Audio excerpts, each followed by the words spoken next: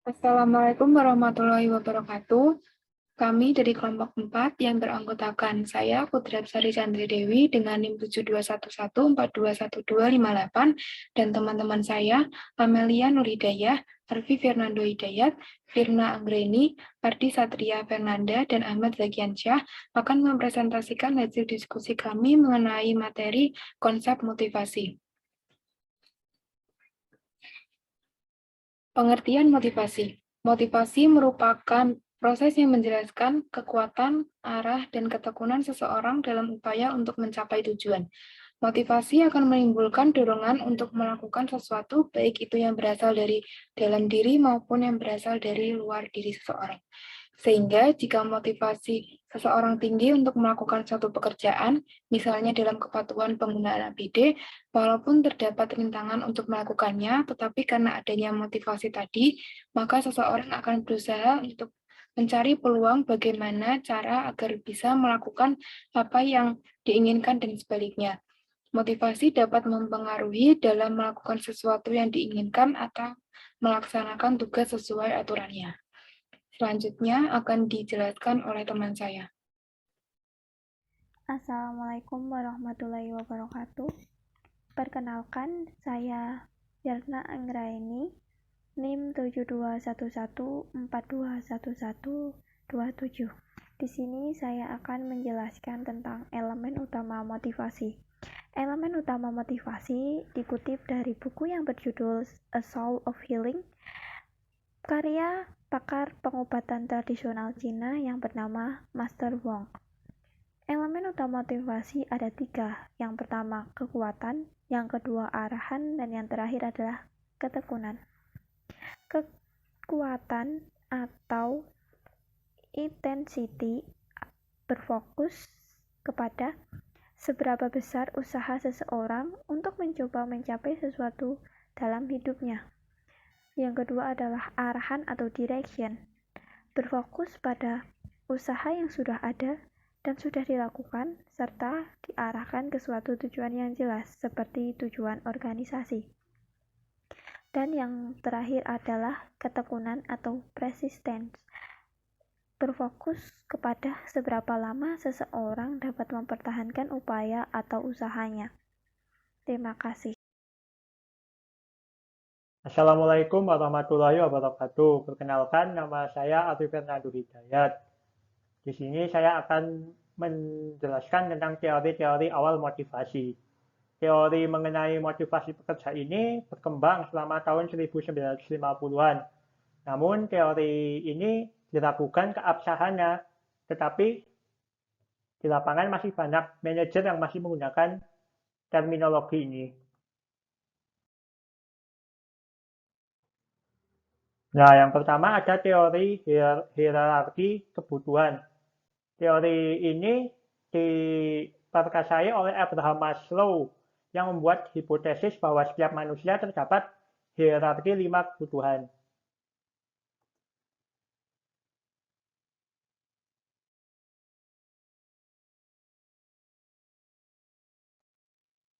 Nah, dari 5 hierarki kebutuhan itu yang pertama adalah fisiologis yang meliputi kelaparan, kehausan, tempat perlindungan, seks, dan kebutuhan fisik lainnya. Kemudian ada rasa aman, yaitu keamanan dan perlindungan dari bahaya fisik dan emosional. Kemudian yang ketiga ada sosial, yang meliputi kasih sayang, rasa memiliki penerimaan dan persahabatan. Kemudian yang keempat ada penghargaan. Nah, di teori penghargaan ini terdapat dibagi menjadi 2, yaitu faktor internal dan eksternal. Nah, untuk penghargaan internal sendiri itu meliputi harga diri, kemandirian, dan pencapaian. Sedangkan di penghargaan eksternal terdapat status, pengakuan, dan perhatian. Kemudian yang terakhir, yang kelima, ada aktualisasi diri, yaitu dorongan yang mampu membentuk seseorang untuk menjadi apa yang mereka inginkan. Perlu digarisbawahi bahwa semua kebutuhan tidak dapat dipenuhi oleh masing-masing manusia itu sendiri, dan kebutuhan yang sudah berhasil dipenuhi tidak lagi menjadikannya sebuah motivasi.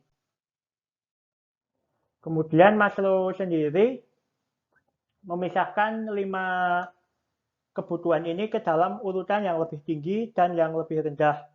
Kebutuhan fisiologis dan rasa aman merupakan kebutuhan paling awal yang dikategorikan sebagai kebutuhan yang lebih rendah. Kemudian untuk sosial, penghargaan, serta aktualisasi diri adalah urutan kebutuhan yang lebih tinggi.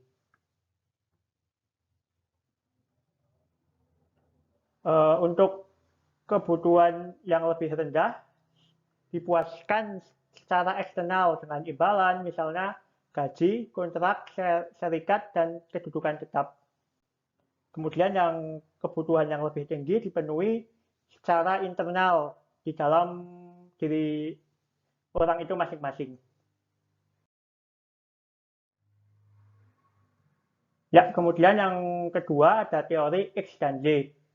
Teori ini dikemukakan oleh Douglas MacGregor yang berpendapat bahwa manusia sejatinya memiliki 2 sudut pandang yang berbeda, yaitu satu sisi negatif yang disimbolkan menjadi teori X dan sisi positif yang disimbolkan menjadi Y.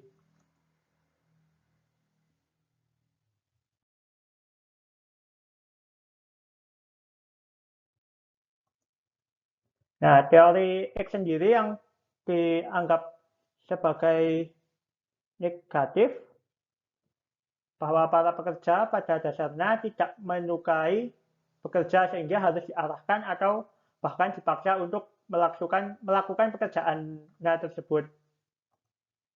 Kemudian teori Y yang diasumsikan menjadi teori yang positif, yaitu bahwa para pekerja suka bekerja, kreatif, mencari, bertanggung jawab, dan dapat menyodarkan diri sendiri dalam melakukan pekerjaannya.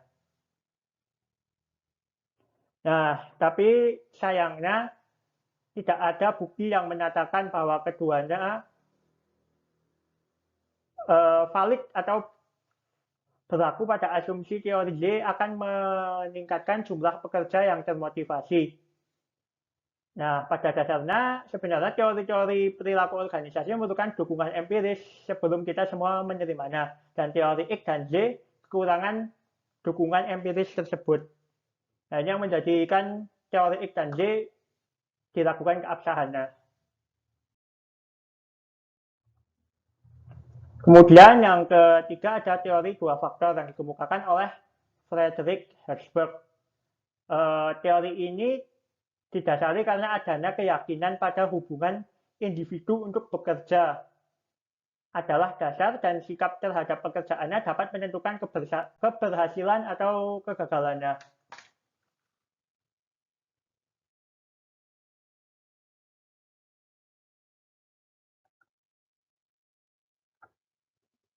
Nah, untuk pengertian dari teori 2 faktor itu sendiri adalah suatu teori yang mengaitkan faktor-faktor intrinsik dengan kepuasan kerja dan menghubungkan faktor intrinsik dengan ketidakpuasan kerja. Nah, menurut Herzberg sendiri, faktor-faktor yang mengarahkan pada kepuasan pekerjaan itu terpisah dan berbeda dengan faktor ketidakpuasan. Nah, dari hal itu, para manajer ingin menghapuskan faktor-faktor yang dapat menciptakan ketidakpuasan tersebut. Namun pada hasilnya, hal-hal yang dilakukan oleh para manajer tersebut akan membawa kedamaian para pekerjanya, namun tidak akan memotivasinya. Kemudian, menurut Herzberg, situasi ini dimaknai sebagai faktor murni. Nah, namun lagi-lagi teori 2 faktor ini belum didukung baik oleh para ahli dan yang menjadikan faktor ini kehilangan keabsahannya. Kemudian yang keempat dari teori awal mengenai motivasi adalah teori kebutuhan Max Schleien. Teori ini dikembangkan oleh David Schleien itu sendiri, yang menyatakan bahwa suatu teori meliputi pencapaian, kekuasaan, dan afiliasi adalah 3 kebutuhan yang penting dan dapat membantu dalam menjelaskan motivasi itu sendiri.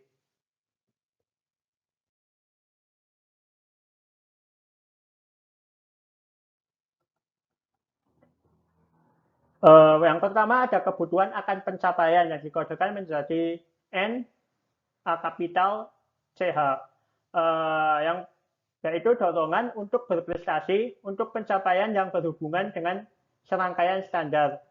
Kemudian yang kedua adalah kebutuhan akan kekuasaan yang dikodekan menjadi N P kapital OE, yang merupakan kebutuhan untuk membuat orang lain berperilaku dengan cara yang tidak akan dilakukan tanpa dirinya. Kemudian yang terakhir ada kebutuhan akan afiliasi yang dikodekan menjadi N A kapital FF, keinginan untuk hubungan yang penuh persahabatan dan interpersonal yang dekat. Dari Maxwell sendiri sangat tertarik kepada orang yang memiliki kode NACH atau kebutuhan akan pencapaian. Beliau menyebutnya sebagai orang yang berprestasi. Orang-orang ini tidak mau mendapatkan sesuatu dengan mudah karena tidak ada tantangannya dan tidak ingin mengambil resiko yang terlalu besar. Dari teori-teori awal mengenai motivasi, teori Maxwell ini yang paling banyak mendapatkan dukungan dari para ahli dan mendapatkan riset yang paling terbaik. Mungkin itu saja dari saya. Yang lain akan diterangkan oleh rekan saya. Terima kasih.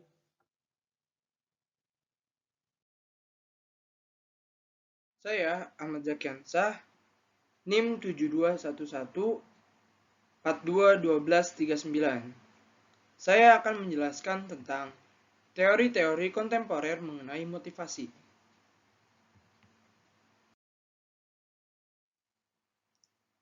Pertama, ada teori penentuan nasib sendiri.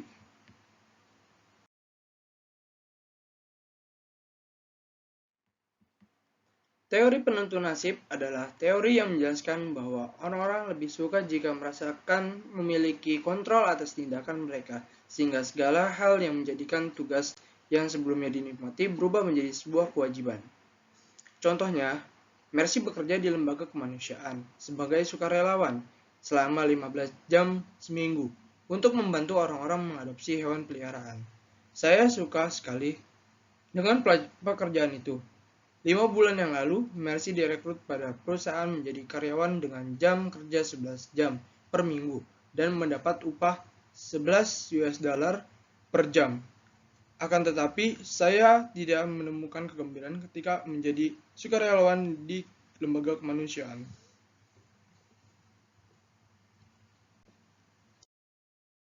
Yang kedua, ada teori keterlibatan pada pekerjaan.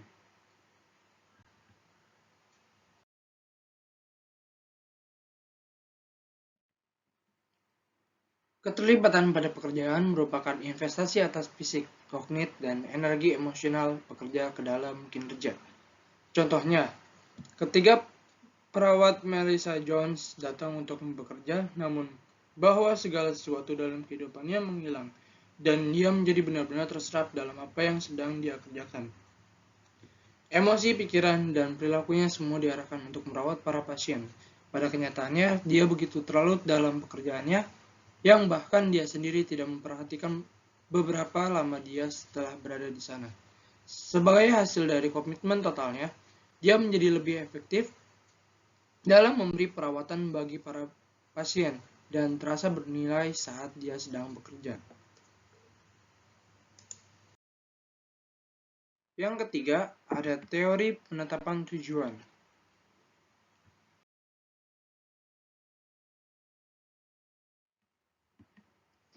Teori ini merupakan suatu teori yang mengatakan suatu tujuan yang spesifik dan sulit, dengan umpan balik akan mengarahkan kinerja yang lebih baik.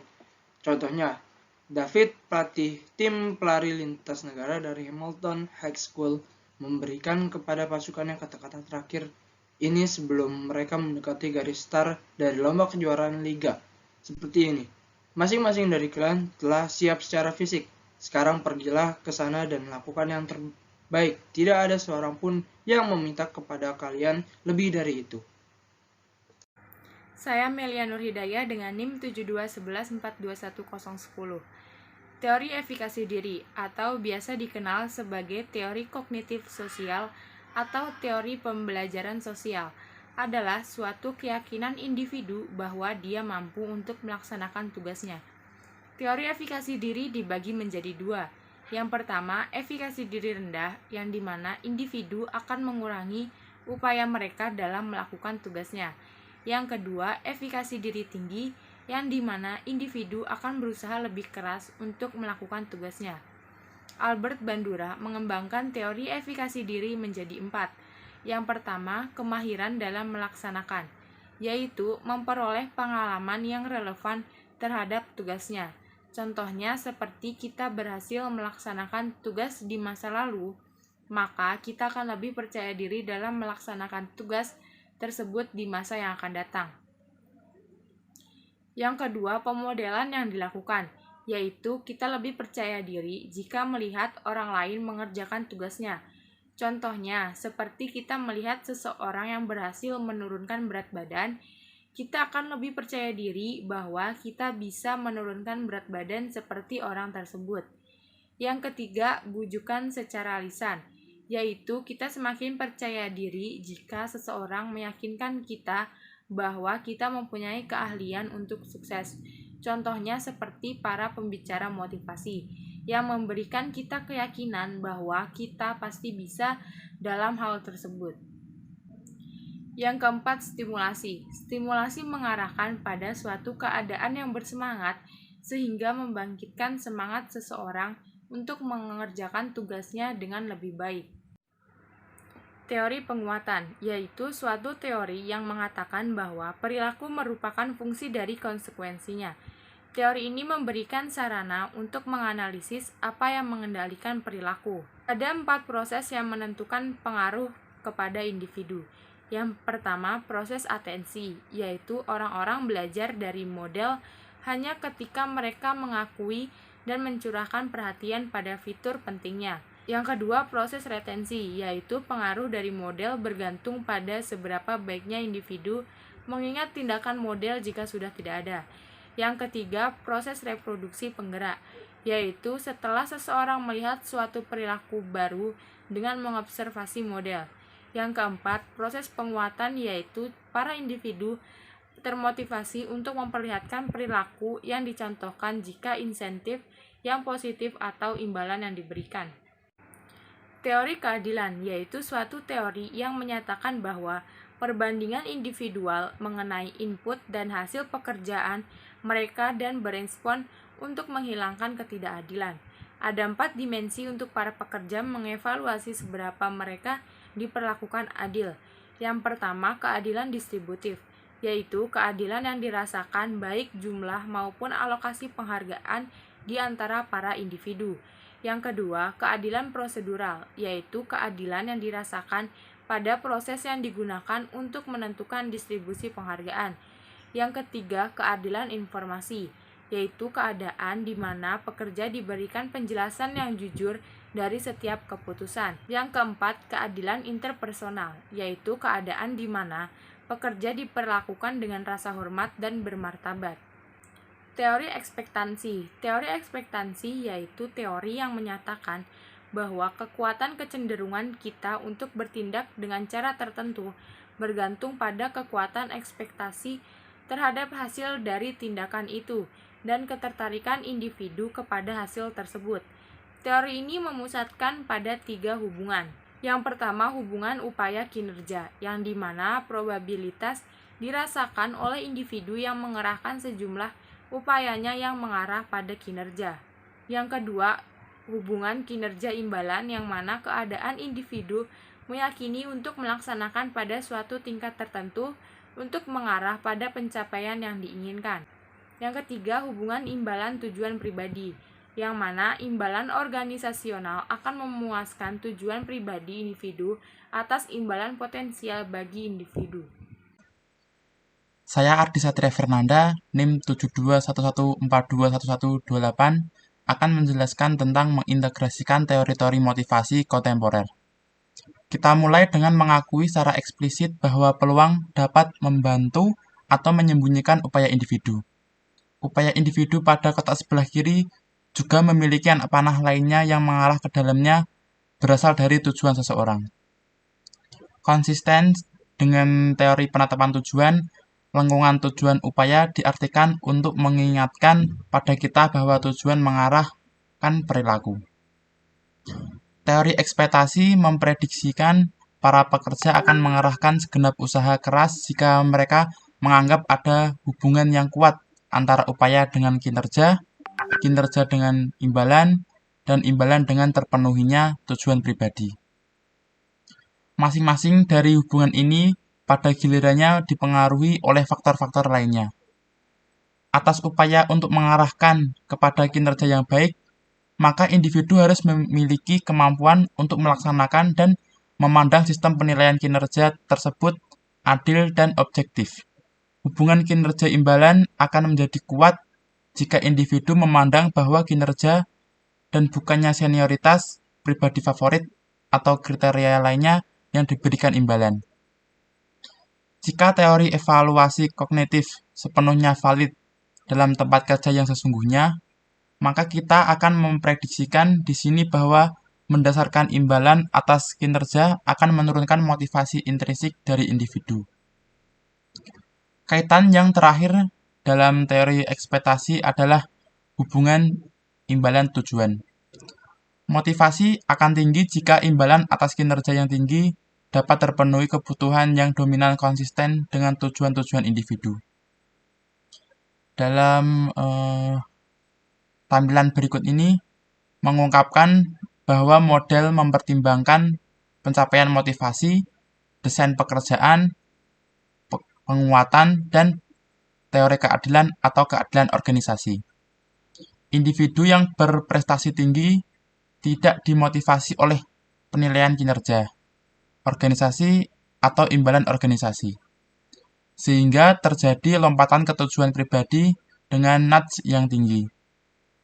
Ingatlah, yang berprestasi tinggi akan didorong secara internal sepanjang pekerjaan mereka, memberikan mereka tanggung jawab pribadi, umpan balik, dan risiko yang sedang mereka tidak khawatirkan dengan kaitan upaya kinerja, kinerja imbalan, atau imbalan tujuan.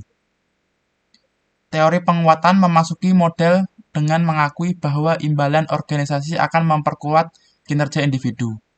Apabila para pekerja melihat sistem imbalan sebagai pelunasan atau kinerja yang baik, maka imbalan akan menguat dan mendorong kinerja yang baik. Imbalan juga memerankan bagian penting dalam riset keadilan organisasi. Para individu akan menilai hasil yang mereka sukai, misal gaji mereka, dibanding dengan apa yang orang lain terima, tetapi juga berkenaan dengan bagaimana mereka diperlakukan. Ketika orang-orang kecewa dengan imbalan mereka akan cenderung menjadi peka terhadap pandangan prosedur keadilan yang digunakan dan pertimbangan yang diberikan kepada mereka oleh atasan mereka.